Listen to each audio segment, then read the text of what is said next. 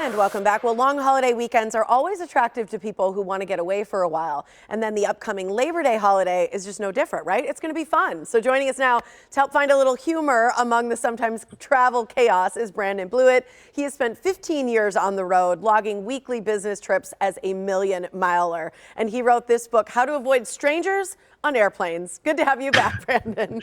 Thanks for having me, Tiffany. I love your book. I love the conversation you had with Molly last time you were here. It's so fun. And here's the deal. It is no different on Labor Day. In fact, if anything, all the things you talk about are heightened. So hit us right off the bat with some tips, maybe about Labor Day and how we can sort of manage this chaos as we, have to travel in the midst of it. Absolutely. I think the first thing to consider with Labor Day is that it's a condensed weekend, so everybody's flying at the same time. So there's three things I would suggest. The first is give yourself extra time. The lines are going to be longer because there are more passengers in the terminals and throughout the airport.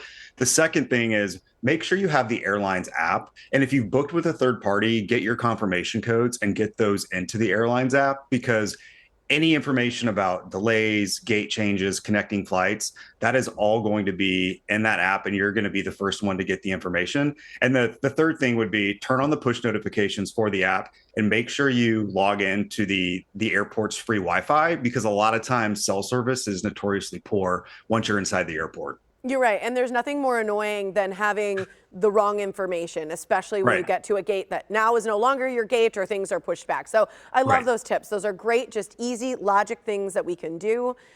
You've got to share some of your fun stories, because I know in your book you talk about like some of the crazy things people do when they travel. And now with social media, it's like we see some viral passengers and the kind of craziness that happens. I feel lucky I've never witnessed any of it. You, however, have. What are some I fun have. or I crazy have, things you can share? I'll give two. And the second one, I'll say, if you have your breakfast, maybe put it down. But the first one, I was at a gate and this couple with their baby are trying to pre-board, and the gate agent just looks flabbergasted why lap child is not printed on their boarding pass. Well, come to find out, it wasn't a real baby. It was a doll. And they were using that to try to get on the plane early, which I don't really know why you want to be on the plane for more time than you have to be. But, c'est la vie. The second one Oh is my something that gosh. happened recently. Right. The second one, I was traveling to Europe and fortunate to get, the coveted upgrade because I fly every week into a lie flat. You think it's going to be a very classy environment up there.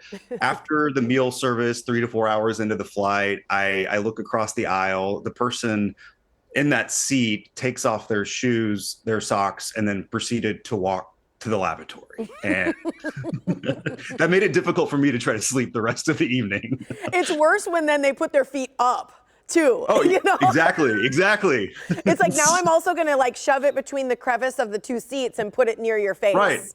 I have seen that where someone put their cowboy boots up in the armrest of the person in the window seat, and person elbowed them back. So yeah, you see all sorts of crazy behavior.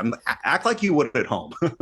What I like about some of these stories that you share is it's not just about the fact that, yeah, these are some wild and crazy and could be viral type stories, but then you say, what's the lesson in some of this? And you actually talk about some of the resilience and some of the things you can learn from these sort of wild experiences that we all experience, whether it's in traveling or in life.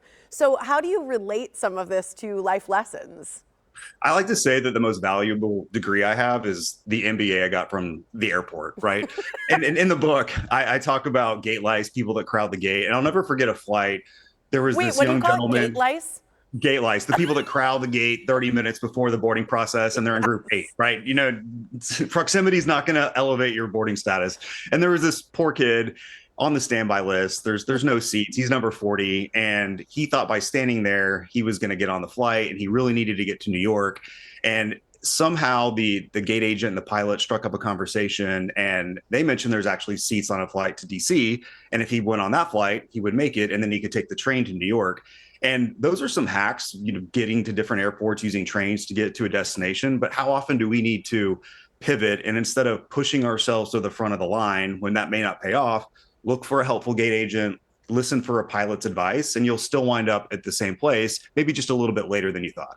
See, I love that because here in Milwaukee, it actually happens quite often that we have to take a bus then Greyhound to Chicago to catch a different flight when things happen like that. And so I think just knowing that, yeah, this happens, it doesn't have to ruin your day. It can actually be a graceful pivot or some luck that occurred to you if you reframe the way you think about it. So just so we know, if somebody grabs your book, this is what I love about it. It's not about making you annoyed to travel or hating to travel. It's about reframing the way we think so we can have a more positive life experience and add a little humor and resilience to every day. So thank you for joining us, Brandon.